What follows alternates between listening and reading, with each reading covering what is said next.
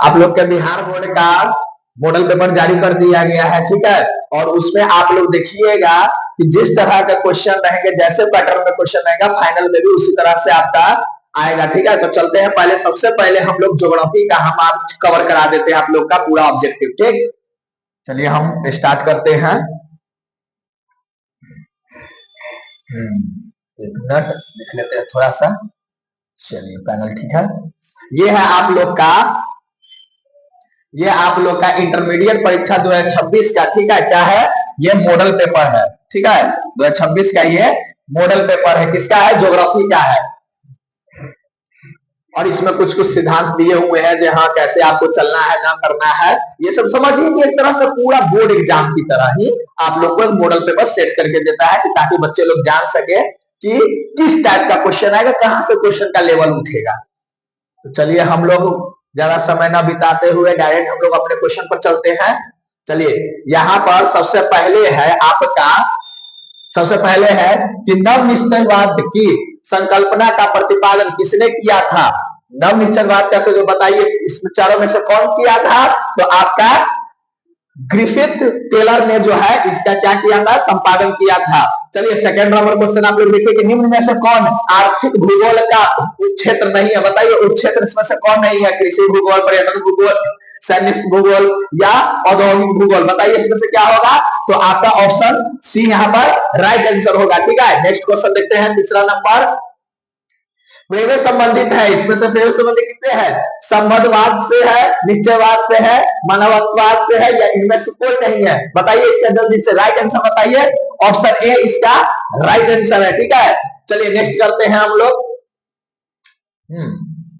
4 number question आपका होता है, जल्दी जल्दी करवाएंगे ताकि आप लोग को सही से बन जाए, ठीक है।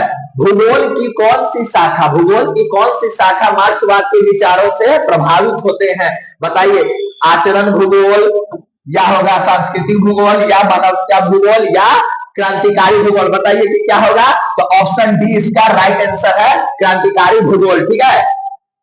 उसके बाद विश्व में सर्वाधिक जनसंख्या केंद्रित है, विश्व में सबसे ज्यादा सर्वाधिक जनसंख्या किधर पर है? पर्वतीय प्रदेश पर है, पठारीय प्रदेश पर है, या मैदानी प्रदेश पर है, या आपका मरुस्थलीय प्रदेश में है? बताइए कहां पर होगा? तो मैदानी प्रदेश पर होगा। देखिए मैदानी प्रदेश में क्या होता है कि मैदान जब रहता है तो वहां पर रहने उगने के लिए, खेती बाड़ी के लिए हर चीज की सुविधा वहां पर उपलब्ध होती है, ठीक है। तो इसका राइट आंसर क्या होगा? Option C. नेक्स्ट है हमारा, निम्नलिखित में से किसने जनसंख्या सिद्धांत का सर्वाधिक है? मतलब ये निम्न में से किसमें जनसंख्या वृद्धि सर्वाधिक है? बताइए एशिया में है, अफ्रीका में है, यूरोप में, या दक्षिणी अफ्रीका अमेरिका में है? बताइए किसमें होगा? तो एशिया में होगा, ठीक है। चलिए नेक्स्ट क्वेश्चन करते हैं। हाँ बताइए कि कुल जनसंख्या तथा कुल क्षेत्रफल का अनुपात को क्या कहते हैं? बताइए क्या कहते हैं? जन्म दर कहते हैं, मृत्यु दर कहते हैं, जनसंख्या घनत्व कहते हैं, या प्रवास घनत्व कहते हैं? बताइए जल्दी। तो आप लोग का जनसंख्या घनत्व कहते हैं। ये दोनों में डिवाइड करने के बाद जो आएगा वो क्या होता है? हमारा जनसंख्या घनत्व आएगा, ठीक है। नेक्स्ट क्वेश्चन आप लोग के सामने है, निम्नलिखित में से कौन जनसंख्या को आकर्षित करता है? निम्नलिखित में से कौन से जनसंख्या को आकर्षित करते हैं? अशांति, बेरोजगारी, या बाढ़ क्षेत्र, या रोजगार के अवसर? बताइए ये 3 गो तो कभी हो नहीं करेगा, ये 3 गो नहीं होगा। जहां शांति रहेगा वहां कोई बसेगा नहीं बसेगा, जहां बेरोजगारी रहेगा वहां कोई बसेगा नहीं बसेगा, जहां बाढ़ रहेगा वहां क्या नाव चलाने जाना है? तो इसीलिए हुआ क्या चीज? रोजगार के अवसर। क्या होंगे? रोजगार के अवसर, ठीक है।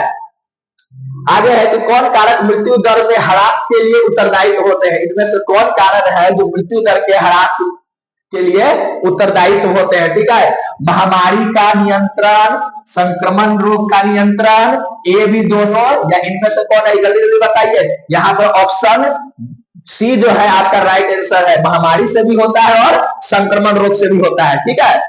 चलिए नेक्स्ट है हमारा जनसंख्या परिवर्तन। जनसंख्या परिवर्तन के का घटक कौन है? जनसंख्या परिवर्तन का घटक कौन है? जन्म दर, मृत्यु दर, प्रवास दर, या इनमें से सभी? बताइए। तो इसका राइट आंसर है इनमें से सभी। हम सोचते हैं थोड़ा बैकग्राउंड चेंज कर लेते हैं, क्या बैकग्राउंड चेंज कर लेते हैं? चेंज हो गया। चलिए नेक्स्ट आपका है, नेक्स्ट आपका है कि कौन आयु वर्ग कार्यशील जनसंख्या का प्रतिनिधित्व करता है, इसमें से कौन सा प्रतिनिधित्व करता है? 40 वर्ष से कम, 40 वर्ष से अधिक, 20 से या 30 से 65 वर्षों, या 15 से 59? बताइए। तो आपका राइट आंसर है 15 से 59। ठीक है।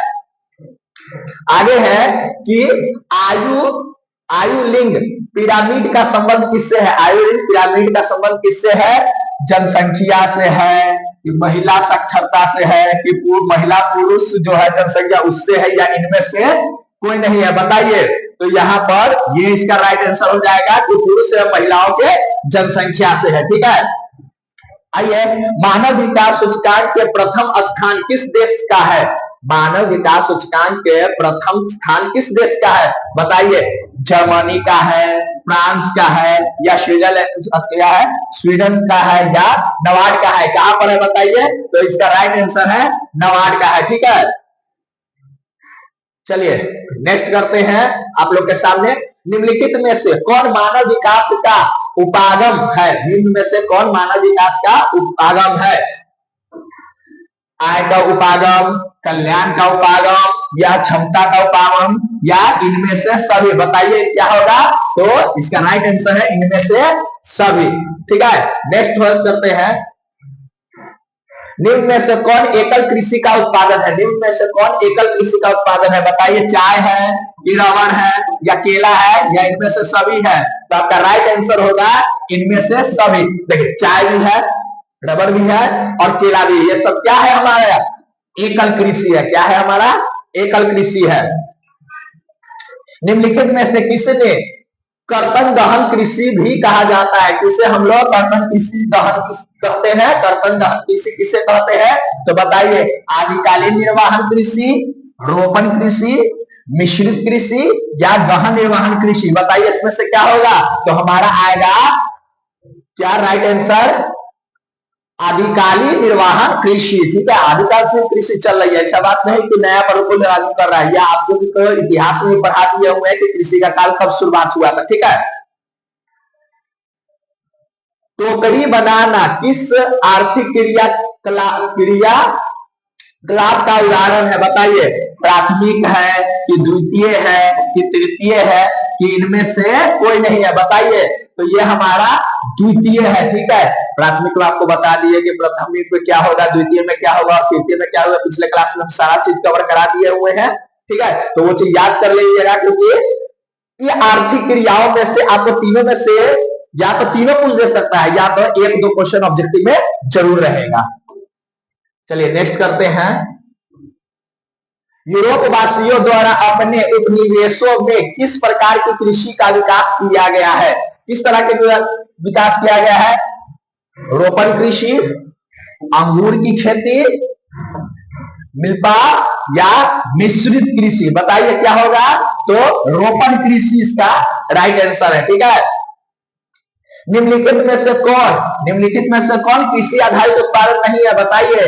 कॉफी, चीनी, चाय, या नमक? बताइए इसमें से क्या होगा। तो याद रहे, नमक जो है वो कृषि आधारित उत्पादन नहीं है। ठीक है। ये समुद्री है। ठीक है। आगे देखिए। अंगूर की खेती संबंधित है, अंगूर की खेती संबंधित है। बताइए। मानसूनी क्षेत्र से, ध्रुवीय क्षेत्र से, उष्णकटिबंधीय क्षेत्र से, या भूमध्य सागरीय क्षेत्र से? बताइए। तो ये जो है अंगूर की जो खेती है वो भूमध्य सागरीय क्षेत्र से क्या है? संबंधित है। ठीक है। चलिए नेक्स्ट करते हैं। निम्न वृक्षों में किससे च्यूसिंग गम संबंधित है? जो गम जो तैयार होता है वो किससे संबंधित रहता है? बताइए। कि खजूर वृक्ष से, या तार के वृक्ष से, या जेपोटा वृक्ष से, या रबर वृक्ष से? बताइए इसमें से क्या होगा। तो आपका जेपोटा वृक्ष जो है उससे क्या होता है, हम लोग को क्या है, च्युइंगम जो है ये इससे प्राप्त होता है। ठीक है। आगे देखिए कि ट्रक कृषि क्या होता है। ट्रक कृषि संबंध है, ट्रक कृषि का संबंध किससे है? तो आपको बताइए। मक्का से है, फूलों से है, या सब्जी से है, या कपास से है? बताइए किससे है आपका। तो यह